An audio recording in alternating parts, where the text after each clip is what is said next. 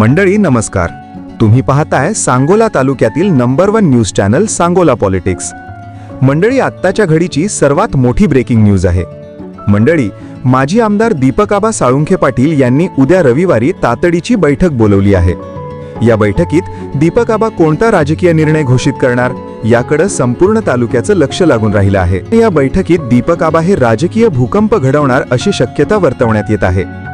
मंडळी, नुकत्याच झालेल्या जिल्हा परिषद आणि पंचायत समिती निवडणुकीत शेतकरी कामगार पक्ष आणि दीपक आबा साळुंखे पाटील गट यांनी सांगोला तालुका विकास आघाडीच्या माध्यमातून निवडणूक लढवली होती.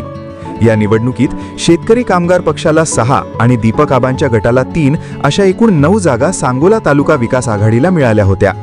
तर दुसरीकडे शिवसेना भाजप महायुतीला 5 जागा मिळाल्या आहेत. दोन्ही पॅनलची आकडेवारी पाहिली तर सांगोला तालुका विकास आघाडीची निर्विवाद सत्ता सांगोला पंचायत समितीवर येऊ शकते. मात्र मंडळी, मधल्या काळात पालकमंत्री जयकुमार गोरे यांनी सांगोला पंचायत समितीवर महायुतीची सत्ता येईल असं सुतोवाच केल्यापासून सांगोला तालुक्यातील राजकीय समीकरणं झपाट्यानं बदलताना दिसत आहेत. माजी आमदार दीपक आबा साळुंखे पाटील हेच खऱ्या अर्थानं पंचायत समितीच्या राजकारणातील किंगमेकर ठरले आहेत. दीपक आबा गटाकडील 3 जागा कोणाच्या पारड्यात पडणार यावर पंचायत समितीचं सत्ताकारण अवलंबून आहे. माजी आमदार दीपक आबा साळुंखे पाटील यांच्या भाजप पक्ष प्रवेशाबाबतच्या चर्चा सातत्यानं होताना दिसत आहेत. या चर्चांनी आता पुन्हा एकदा वेग घेतला आहे. विधानसभा निवडणुकीपासून दीपक आबांनी राजकीय पक्षापासून 4 हात लांब राहणं पसंत केलंय. स्वतःचा गट निर्माण करून त्यांनी नगर परिषद आणि जिल्हा परिषद पंचायत समितीच्या निवडणुका लढवल्या आहेत. मात्र राजकीय पक्षाचा शिक्का असल्याशिवाय तालुका पातळीवरचं राजकारण यशस्वी होऊ शकत नाही. त्यामुळे दीपक आबांनी कोणत्या तरी राजकीय पक्षात प्रवेश करावा ही मागणी त्यांचे कार्यकर्ते सातत्यानं करताना दिसत आहेत. त्यांच्यावर कार्यकर्त्यांचा दबाव वाढल्याचं दिसत आहे. दीपक आबांनाही आपल्या राजकीय भविष्यासाठी पक्षप्रवेश अत्यंत महत्त्वाचा आहे. नगर परिषद निवडणुकीनंतर झालेल्या भव्य कार्यकर्ता मेळाव्यात दीपक आबांनी माध्यमांशी बोलताना भाजपमध्ये पक्षप्रवेश करणार असल्याचे स्पष्ट संकेत दिले होते. मात्र जिल्हा परिषद आणि पंचायत समितीची निवडणूक झाली तरीही त्यांचा पक्षप्रवेश झाला नव्हता.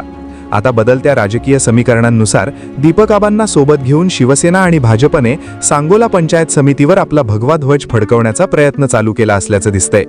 मात्र दीपक आबांकडून अद्याप भाजपसोबत जाण्याबाबत कोणतीही स्पष्टता दिल्याचं दिसत नाही. मात्र कार्यकर्त्यांचा वाढता दबाव पाहता दीपक आबा हे लवकरच आपला राजकीय निर्णय जाहीर करतील अशी शक्यता आहे. उद्या सांगोला इथं आयोजित करण्यात आलेली महत्त्वाच्या पदाधिकाऱ्यांची बैठक ही त्याचीच सुरुवात असू शकते असा अंदाज बांधला जात आहे.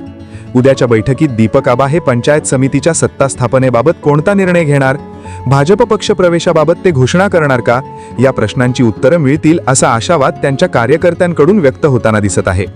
दीपक आबांनी आयोजित केलेली उद्याची बैठक ही सांगोला तालुक्यातल्या राजकारणात भूकंप घडवणारी ठरणार का असेही तर्कवितर्क लावले जात आहेत. मंडळी, महत्त्वाची बाब म्हणजे उद्याच दुपारी 1 वाजता शेतकरी कामगार पक्षानेही आपल्या कार्यकर्त्यांची बैठक सांगोला इथं आयोजित केलेली आहे. या बैठकीत विद्यमान आमदार डॉक्टर बाबासाहेब देशमुख हे काय बोलणार याकडेही संपूर्ण तालुक्याचं लक्ष लागून राहिलं आहे. दोन्ही आजी-माजी आमदारांनी उद्याच आयोजित केलेल्या या राजकीय बैठकांमुळे भर उन्हाळ्यात सांगोल्याचं राजकीय वातावरण पुन्हा एकदा मोठ्या प्रमाणात तापलं असल्याचं दिसत आहे. मंडळी, सांगोला तालुक्यातल्या या राजकीय घडामोडींवर सांगोला पॉलिटिक्सचं बारीक लक्ष राहणार आहे. तुर्तास इथेच थांबूया. धन्यवाद.